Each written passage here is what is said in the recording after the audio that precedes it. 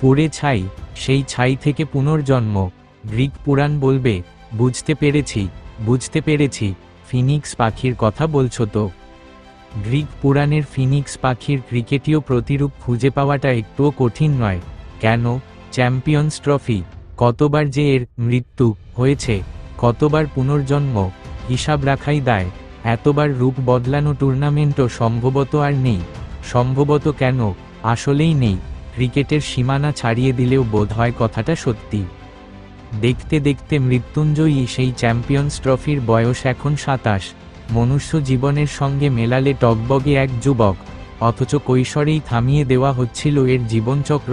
থেমে গেলে তা স্বাভাবিক মৃত্যু হতো না, বলতে হতো অপঘাতে মৃত্যু। 2013 সালে ইংল্যান্ডে চ্যাম্পিয়ন্স ট্রফির সপ্তম আসরটি শুরুরই হয়েছিল এই টুর্নামেন্টের অবিচুয়ারি লিখে। চ্যাম্পিয়ন্স ট্রফির বয়স তখন 15।